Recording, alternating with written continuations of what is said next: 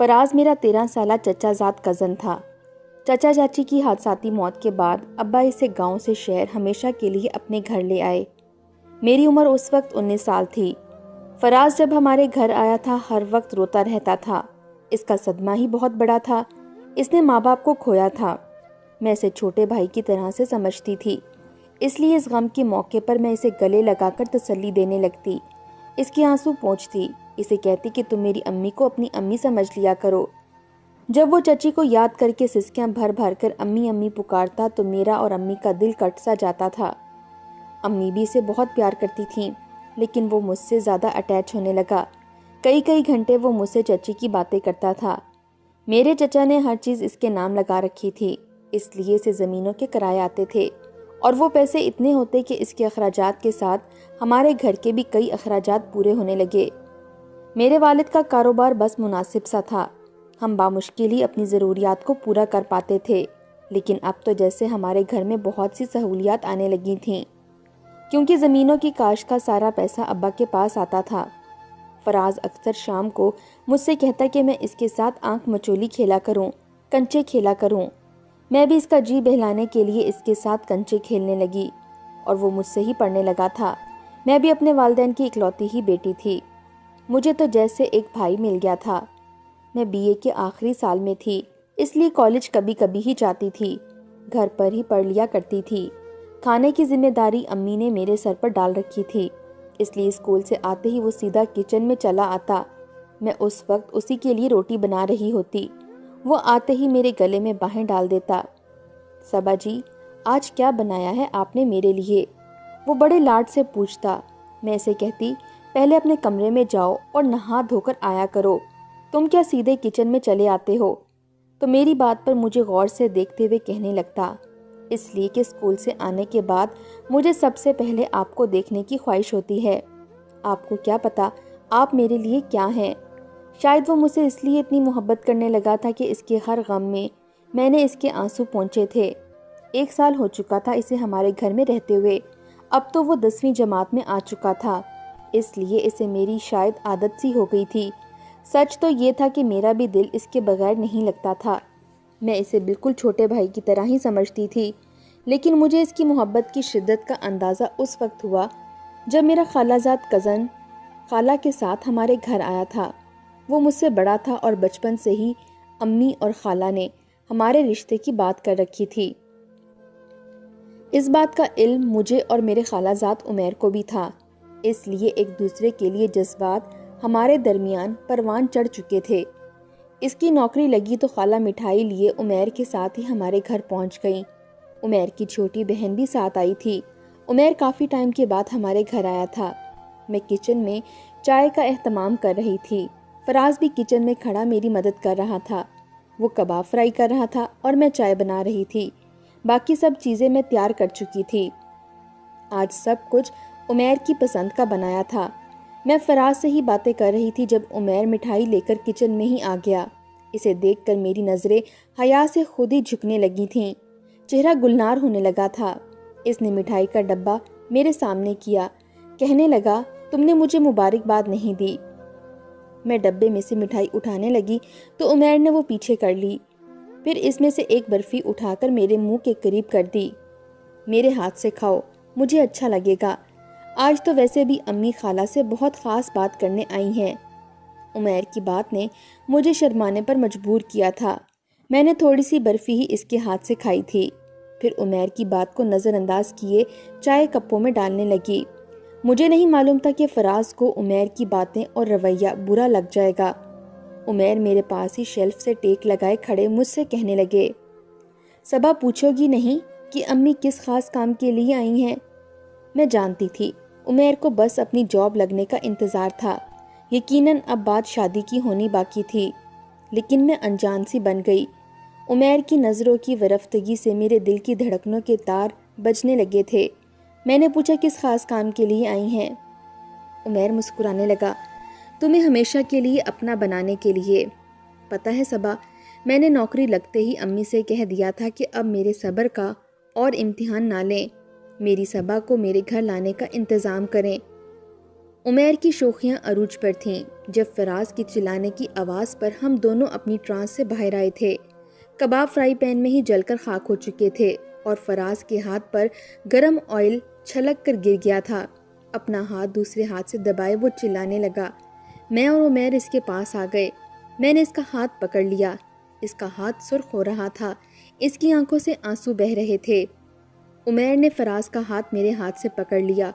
If, اس کا ہاتھ کافی زیادہ جل گیا ہے۔ تم بھی نہ صبا، کیا ضرورت تھی بچے سے یہ کام کروانے کی؟ جاؤ جا کر ٹیوب لے کر آؤ اب۔ عمیر کو بھی فراز کے جلے ہاتھ کو دیکھ کر دکھ ہو رہا تھا۔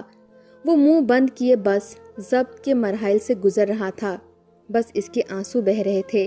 میں تو اس کا ہاتھ دیکھ کر ہی بکھلا سی گئی تھی، اس لیے تیزی سے کچن سے نکل کر امی کے کمرے سے ٹیوب لے آئی۔ امی اور خالہ بھی فراز کے لیے پریشان ہونے لگے۔ وہ روئے جا رہا تھا۔ میں نے کہا درد ہو رہا ہے؟ اسے یوں روتا دیکھ کر میری آنکھیں بھی نم ہو چکی تھیں۔ مجھے آبدیدہ آنکھوں سے دیکھ کر بولا کہ ہاں بہت درد ہو رہا ہے، اتنا کہ سہا نہیں جا رہا۔ پتہ نہیں اس کے لہجے میں کیا تھا کہ کچھ پل تو مجھے بالکل بے کل سا کر گیا تھا۔ سبھی فراز میں ہی لگ گئے۔ نہ ٹھیک سے کسی نے کچھ کھایا تھا اور نہ ہی خالہ نے کوئی بات کی تھی۔ خالہ اور عمیر بھی فراز کے ساتھ ہوئے حادثے کو لے کر اس کے لیے اپنے دل میں ہمدردی رکھتے تھے۔ خالہ جانے سے پہلے امی سے کہنے لگیں کہ میں ایک بہت خاص کام سے آئی تھی، لیکن فراز کی تکلیف نے تو ساری سوجھ بوجھ ہی گم کر دی۔ لیکن اگلی بار ساری رسموں کے ساتھ صبا کو عمیر کے نام کی انگوٹھی پہنانے آؤں گی۔ مجھے اس وقت اس بات کو لے کر ذرا بھی خوشی نہیں ہو پائی تھی، کیونکہ میری ساری توجہ فراز کے جلے ہاتھ کی طرف تھی۔ خالہ واپس چلی گئی تھیں۔ جب ابو گھر آئے تو فراز کو ڈاکٹر پر لے گئے۔ رات کا کھانا فراز نے میرے ہاتھ سے کھایا تھا۔ نہ جانے کیوں اس کی نظریں مسلسل مجھ پر ہی جمی ہوئی تھیں۔ ایک ٹک وہ مجھے دیکھ رہا تھا۔ پہلی بار نہ جانے کیوں مجھے اس کی نظروں سے الجھن سی ہوئی تھی۔ پہلی بار یہ جی چاہا وہ مجھ سے اپنی نظریں ہٹا لے۔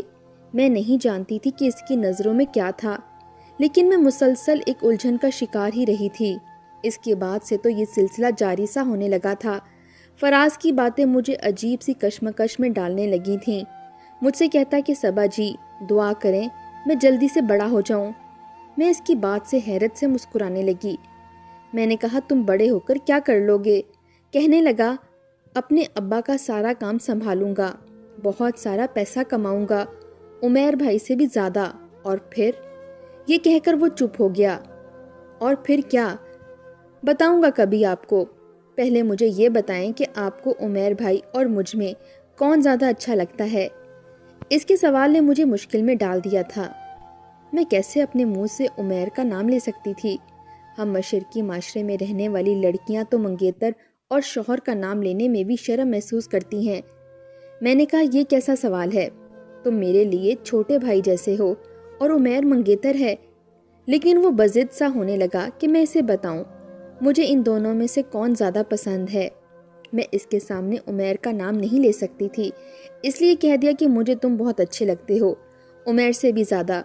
یہ بات میں نے ایسے کہی تھی جیسے کوئی بڑی بہن چھوٹے بھائی سے کہتی ہے۔ میری بات سن کر اس کا چہرہ کھلکھلا اٹھا تھا۔ کہنے لگا میں جانتا تھا جب میں آپ کو اتنا چاہتا ہوں تو یہ کیسے ممکن ہے کہ آپ کو مجھ سے محبت نہ ہو؟ اس کی بات مجھے اتنی بری نہیں لگی جتنی اس کی نظروں کی ورفتگی نے مجھے بڑبڑانے پر مجبور کر دیا تھا۔ میں نے ہمیشہ اسے چھوٹا بچہ ہی سمجھا تھا، اس لیے اس کے بارے میں ایسا سوچ بھی نہیں سکتی تھی۔ فراز نے 10ویں جماعت بہت اچھے گریڈ سے پاس کی تھی۔ خالہ اس بار میرے لیے منگنی کا سارا سامان لے کر آئی تھیں۔ میری سہیلیوں نے مجھے تیار بھی بہت اچھا کیا تھا، لیکن نہ جانے کیوں فراز چپ چپ سا تھا۔ منگنی کی رسم گھر پر کی گئی تھی۔ میں تیار ہو کر عمیر کے برابر میں بیٹھی تو فراز کچھ دیر تو مجھے ٹکٹکی باندھے دیکھتا رہا۔ میری نظر بھی بار بار اسی پر اٹھ رہی تھیں۔ اس کی آنکھیں نہ جانے کس جذبے کے تحت سرخ سی ہونے لگی تھیں۔ جب عمیر نے مجھے انگوٹھی پہنانے کے لیے میرا ہاتھ تھاما تو فراز تیزی سے وہاں سے چلا گیا۔ میں جانتی تھی کہ اسے میرے جانے کا دکھ ہے۔ منگنی ہو رہی تھی اور 1 سال بعد شادی بھی تھی، اس لیے فراز اداس ہو رہا تھا، لیکن میں بھی کیا کر سکتی تھی؟ شادی تو میری ایک نہ ایک دن ہونی ہی تھی۔ عمیر آج بے حد خوش تھے۔ ان کی شوخیاں آج عروج پر تھیں۔ میرے کان کے قریب ہو کر سرگوشی کرنے لگے کہ جتنی تم آج خوبصورت لگ رہی ہو، کیا خیال ہے منگنی کی بجائے نکاح کر کے تمہیں ساتھ ہی لے جاتا ہوں۔ قسم سے صبا، آج تو نیند آنا ہی مشکل ہے۔ ان کے مخمور لہجے کو سن کر میرے کانوں کی لو تک شرم سے سرخ ہوئی تھی۔ میرا چہرہ حیا سے گلنار ہو رہا تھا۔ مجھے وہ تو اچھے لگتے تھے، لیکن ان کے اظہار نے میرے اندر بھی ہلچل سی مچانی شروع کر دی تھی۔ سب مہمان جا چکے تھے۔ جب عمیر کی فیملی جانے لگی تو عمیر کی بہن نے مجھے الگ سے ایک گفٹ پیک دیا۔ کہنے لگی، عمیر بھائی تو آپ کا دیوانہ ہو گیا ہے، ان کا بس نہیں چلتا، سب کچھ آپ کے لیے خرید لے۔ یہ بھی انہوں نے دیا ہے، آپ کے لیے گولڈ کی چین ہے جس پر عمیر لکھا ہے۔ کہنے لگے، صبا سے کہنا ہر وقت اسے پہنے رکھے۔ میں شرماتے ہوئے اپنی نند سے وہ پیکٹ لے کر اپنے کمرے میں آ گئی۔ وہ لوگ بھی جا چکے تھے۔ میں بہت خوش تھی۔ وہ چین بھی میں نے اپنے گلے میں پہن لی۔ ایک لڑکی کے لیے شاید یہ بہت خوش نصیبی کی بات ہوتی ہے، اس کا شوہر اسے اس قدر چاہتا ہے۔ ابھی میں وہ چین ہی اپنے گلے میں دیکھ رہی تھی جب عمیر کی کال آنے لگی۔ میں نے مسکرا کر ان کا فون اٹھایا تھا۔ اب تو عمیر کی باتیں میرا چین چڑانے لگی تھیں۔ وہ اپنی ہر بیقراریوں کا ذکر مجھ سے کرنے لگے تھے۔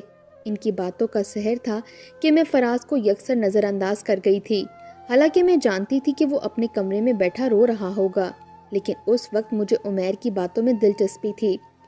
کہنے لگا، مجھ سے یہ صبر کا امتحان نہیں دیا جاتا۔ میں تو اماں سے کہنے لگا ہوں کہ چند ماہ میں شادی کی تاریخ رکھ لیں، ورنہ صبا کو بھگا کر لے جاؤں گا۔ ابھی میں عمیر سے بات کر ہی رہی تھی کہ مجھے شور کی آواز سنائی دی۔ کانچ کے ٹوٹنے کی آوازیں آنے لگیں۔ میں نے فوراً سے فون بند کیا اور کمرے سے باہر آ گئی۔ شور فراز کے کمرے سے آ رہا تھا۔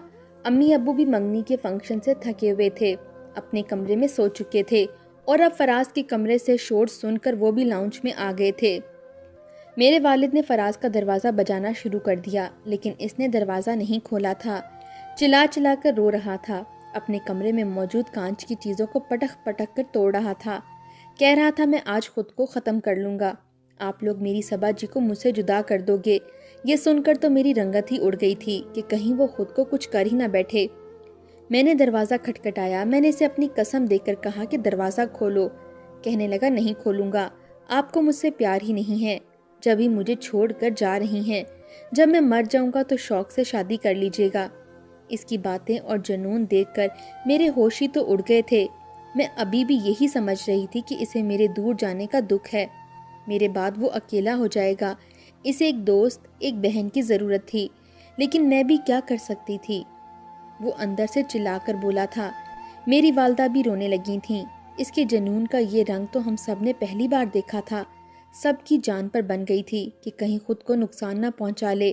میں رونے لگی، تمہیں میری قسم ہے، تم خود کو کچھ نہیں کرو گے، دروازہ کھولو فراز۔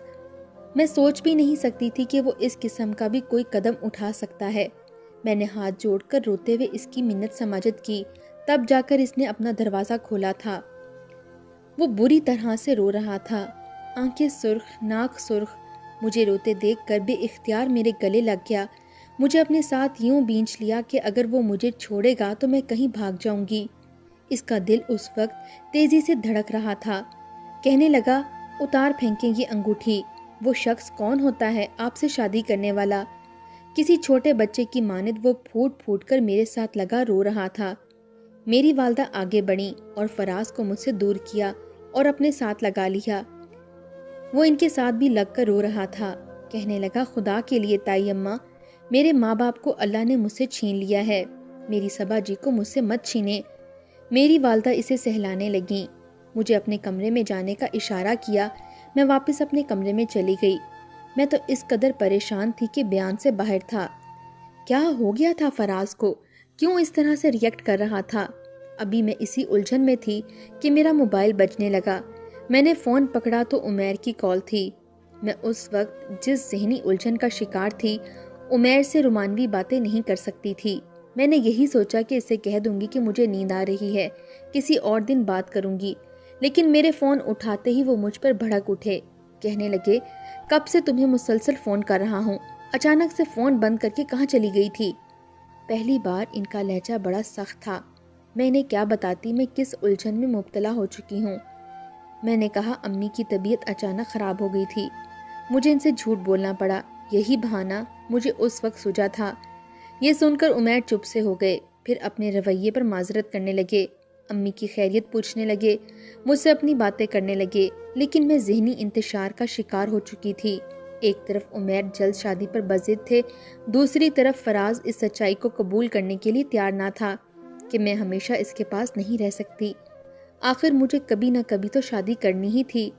سچ تو یہ تھا کہ میں بھی عمیر سے بے حد محبت کرنے لگی تھی۔ رشتے کا تقاضا ہی کچھ ایسا ہوتا ہے کہ وہ میرا منگیتر تھا، پھر مجھے چاہتا بھی بہت تھا، تو یہ کیسے ممکن تھا کہ میرے دل میں اس کے لیے جذبات نہ بدلتے۔ رات فراز اب کئی گھنٹے مجھے اپنے پاس بٹھائے رکھتا، بے فضول سی ادھر ادھر کے قصے سناتا تاکہ میں جلدی اٹھ کر اپنے کمرے میں نہ چلی جاؤں۔ شاید وہ جانتا تھا کہ عمیر رات کو مجھ سے بات کرتے ہیں۔ میں بار بار گھڑی دیکھتی رہتی اور اسے سونے کا کہتی رہتی، اور جب کمرے میں آتی تو عمیر کی کئی مس کال دیکھ کر پریشان ہو جاتی۔ روز روز میں کیا بہانے بنا سکتی تھی۔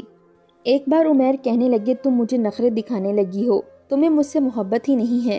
میں پورا دن آفس سے تھکا ہارا آتا ہوں، رات کو کچھ دیر تم سے بات کرنا چاہتا ہوں اور تم رات کے 1 بجے تک میرا فون نہیں اٹھاتی ہو، چاہتی کیا ہو تم؟ عمیر مجھ سے بدگمان سے ہونے لگے تھے۔ میں نے جھجکتے ہوئے انہیں بتا دیا کہ میں فراز کے پاس ہوتی ہوں، جب سے چچا چچی کا انتقال ہوا ہے وہ مجھ سے زیادہ اٹیچ ہے، جب تک مجھ سے بات نہ کر لے سوتا نہیں ہے۔ مجھے لگا عمیر میری بات کو سمجھیں گے، لیکن وہ تو مجھ پر اکھڑنے لگے، کہنے لگے، تمہارا رات کے اس پہر فراز کے کمرے میں کیا کام ہے؟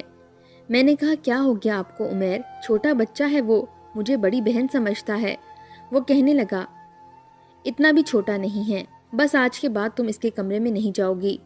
کچھ دن بعد ہی ایک ایسا حادثہ ہمارے ساتھ پیش آیا کہ میری زندگی ہی بدل کر رکھ گیا۔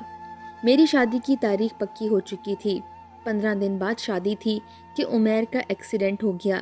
ان کی ٹانگ بری طرح سے متاثر ہو گئی تھی کہ اس پر پلستر چڑھ چکا تھا، ان کی ٹانگ کی ہڈی ٹوٹ چکی تھی۔ میرا رو رو کر برا حال تھا۔ اس وقت فراز ہی تھا جو میرے آنسو صاف کر رہا تھا۔ میری شادی بھی دھری کی دھری رہ گئی، عمیر کی نوکری چھوٹ گئی تھی، ابا کے کام کا سلسلہ بھی ختم ہو گیا تھا۔